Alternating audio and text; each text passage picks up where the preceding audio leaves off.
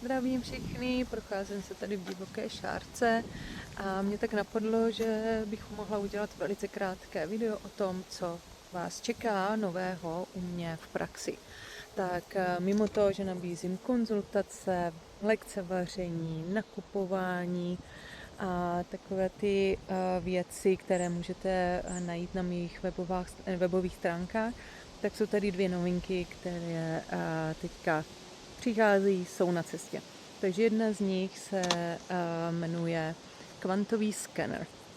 Je to od firmy Vital Health a je to o tom, že ten skener skenuje vlastně vaše orgány a jde to na bázi buněčné.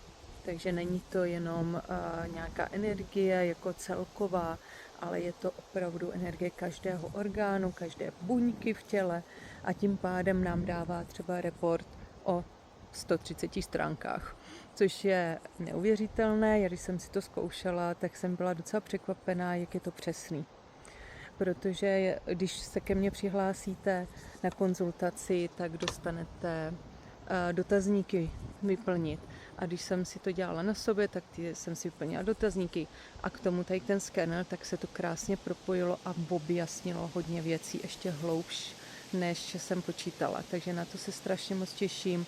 Pokud budete chtít jenom to skenování, můžete, je to zvlášť, ale pokud přijdete na konzultaci individuální nebo rodinou, tak je to v rámci té konzultace zdarma.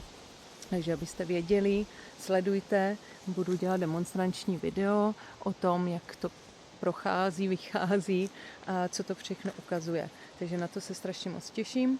No a potom další novinka je, že budu spolupracovat se společností, která vynalezla testování střevního mikrobiomu v Čechách, což jsme byli úplně první a na to jsem strašně moc hrdá. A jsem strašně pyšná na to, že budu s nima spolupracovat, takže to budu též nabízet. A budete si to moc u mě objednat. Testování střevního mikrobiomu plus probiotika na míru, což je strašně fajn, protože to pomáhá neuvěřitelně. Tam, kde už nevíme, že opravdu, co se teda děje, tak většinou ten mikrobiom je v nerovnováze a tohle to vám pomůže to trochu vyřešit. Samozřejmě musíte dodržovat určitý životní styl, ale v tomhle směru bude možnost u mě si to objednat, dodat a tak dále. Takže moc děkuji a těším se na viděnou.